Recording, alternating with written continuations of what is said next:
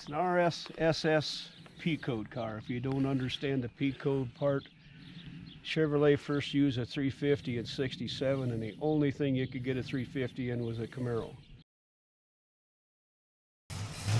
Dragster, so this was as close as I could come. This used to run with a 454 that was like 60 over. Oh, jeez. Tunnel ran with 2 4s on alcohol.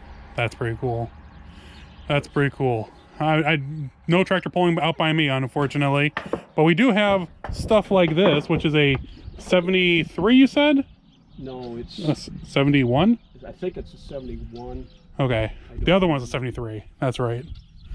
But this is a 71 SS 350 car that just about rusted in half. You were saying, right? When I moved it here, we had real trouble getting it down here because I thought it was going to tear it in half. It had sat for years under the shade tree behind a garage, belly down in the dirt, so it was really, really rough when I got it. But it does have the original 350 4-speed, 12-bolt rear end. Okay. It was a real cheap order car with the cheap bucket seats, no console, no spoiler. Wow, okay. It had steel rims with small hubcaps. I remember I knew the guy, used to work with the guy that originally owned it. So it was a real cheap order super sport. Wow. The motor, trans, and rear end are all there. I have the tags titled and whatever. Mm-hmm. Have a cheap super sport. Yeah. I mean, like I said, everything is there. I mean, you know, that old chestnut SS 350 car just hanging out. And unfortunately, ooh, you can actually see the floor through the back window. Yes, the steering wheel, yeah, basic interior. Now this is where it gets really bad. When they were moving it, that's what happened to the rear end. Yikes. And then you can see where it went up into the quarter panel. Better than the junkyard, I guess. If I didn't have it, it had been crushed years ago. Yeah, that is true. And then you got one more Camaro, which we didn't see because it was over here. But 67 RS right here.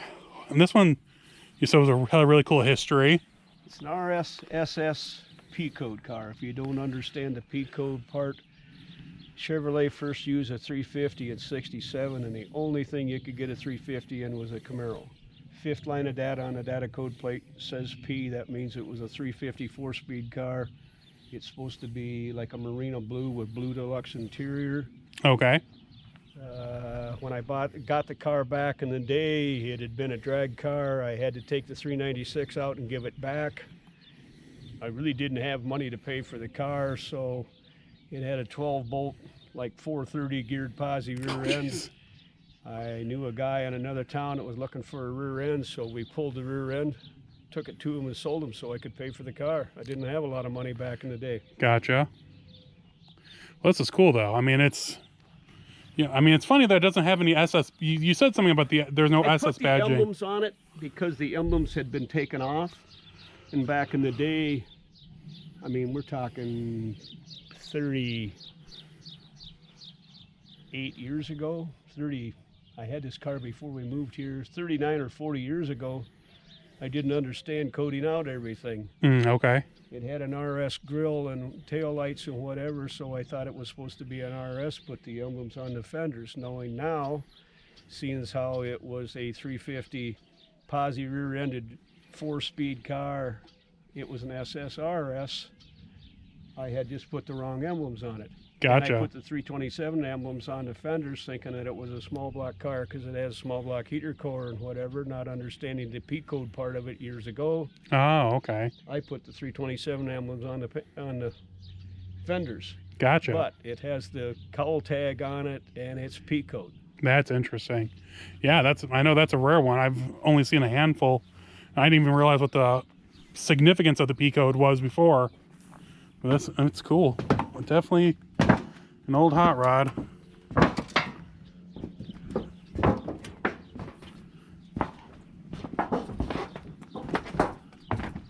Oh yeah, SS 350 on the gas filler. Yeah, happen to have that too someplace else, but I put it on the car. Yeah, I mean, that's what it's supposed to have. I mean, why not? That's pretty cool.